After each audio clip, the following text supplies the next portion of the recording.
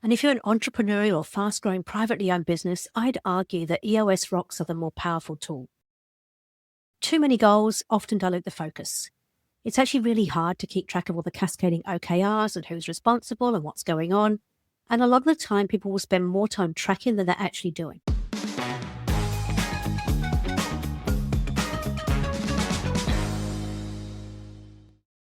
Hi, and welcome to the Better Business, Better Life podcast.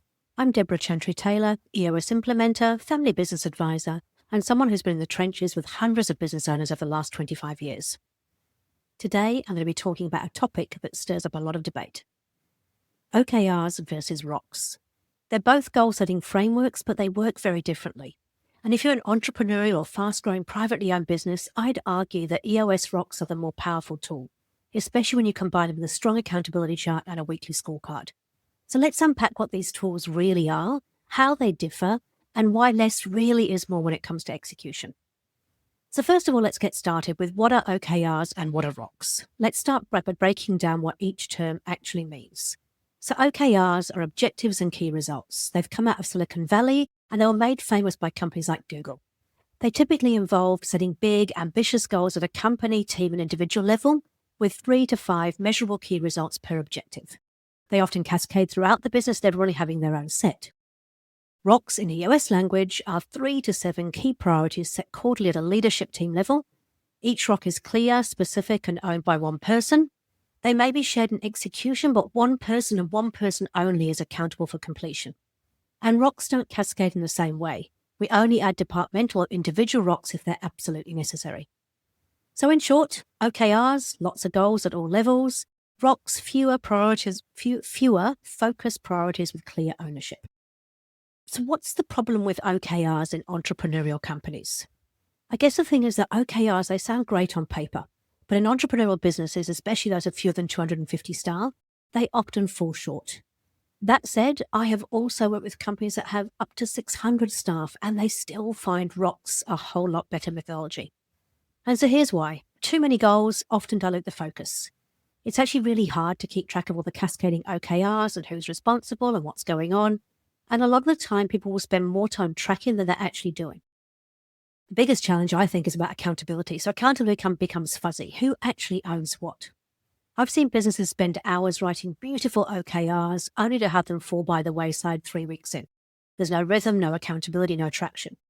One business I actually worked with had OKRs for every team member, but no clear structure around who owned what functionally. When we looked closer, people were setting goals for things that didn't really actually matter. So they had activity, but they didn't have the outcomes. So why do I think Rocks work better? I think they work because they force focus. We're looking at only 3 to 7 rocks per quarter for the whole team, and each one of these rocks has an owner. They're very much smart, specific, measurable, achievable, realistic, and time-bound, and they're reviewed every single week in the Level 10 meeting. And rocks aren't about business as usual. They're about moving the business forward. I always talk about moving the needle. So business as usual is measured using a scorecard, and the scorecard tells you week in, week out, how are we going with business as usual? Are we doing okay? Are we not doing okay? The rocks are the laser sharp focused on what are the most important things we must get done the next 90 days that will actually move the needle in the business. And then, of course, the whole thing of less but obsess. You hear me say this all the time. Less is more. You go all in with rocks. You remove all distractions. You hold each other accountable. And you do that on a weekly basis. And the reason why this works is it's really manageable. Leadership teams, they're not overwhelmed. You can create real clarity. And as always, clarity comes with confidence. So when you combine this with the accountability chart and the scorecard, you've suddenly got the real power of structure. Because rocks don't stand alone. They work best when integrated with the accountability chart and the scorecard. So let's start with that all-important accountability chart. In EOS, the accountability chart defines who owns what in the business by function, not by title.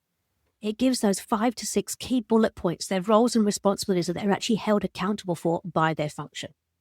It makes sure that we've got the right people in the right seats. They have to GWC that role. And so once you've got that clarity around the structure within your organization, when you assign a rock, you assign it to a function first and then to the person who owns that seat. What this means is there's no more confusion. Everyone knows exactly who owns the result, And it keeps people from stepping on each other's toes, duplicating effort, or avoiding ownership altogether. And then we layer in the scorecard. And the scorecard is those 5 to 15 leading indicators that we are tracking weekly with the idea of making sure we're on track. Now, you may have a couple of lagging indicators in there, but mostly it's the leading indicators that actually give us a sense of what's really going on. When we think about those leading indicators as a measurable, every single measurable has an owner based on the accountability chart. Now, if any of those measurables go off track, it triggers an IDS, the issue solving track, identify, discuss, and solve in the level 10 meeting. So what the scorecard really tells us is, are we healthy? Are we winning? Are we trending in the right direction? And when your rocks are linked to your scorecard and your structure supports both, you've got an unbeatable execution engine. So here's a few real-life examples. Let me share 2 stories.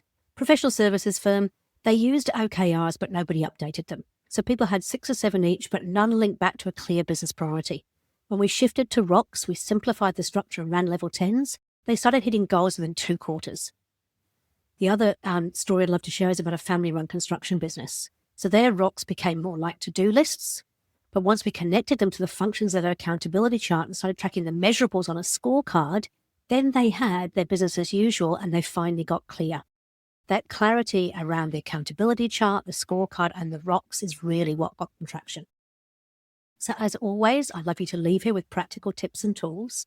So you're probably asking, where on earth do I start? So here's how I think you can shift from overwhelm to clarity. Number 1, define your top 3 to 7 priorities for the quarter as a leadership team. Number 2, assign each rock to a function and then to a person. Number 3, build or review your accountability chart to make sure you have got those right people in the right seats. Number 4, create that scorecard with your weekly leading and lagging indicators so you can keep track of business as usual. And then number 5, meet weekly in a level 10 meeting to review all of your scorecard measurables, all of your rocks, and actually look for issues, solving those issues at the root cause to keep yourself moving forward. And then my desperate plea to you is, don't aim for perfect, aim for progress. Build the habit, and as I always say, less is more, but less but obsess. So, I'm not knocking OKRs. I think OKRs are great in theory, and I've actually seen them work really well in some of my organizations. But in the real world of entrepreneurial businesses, rocks just work because they give you that clarity, that simplicity, and the accountability without all of the noise. So if you're ready to simplify your execution, align your team, and actually achieve the goals that matter, let's have a chat. You can reach me at hello@businessaction.co.nz or visit our website on www.businessaction.co.nz. You don't need more goals, you just need the right ones. You need a system to make them stick. Thanks for listening. I'll see you next time.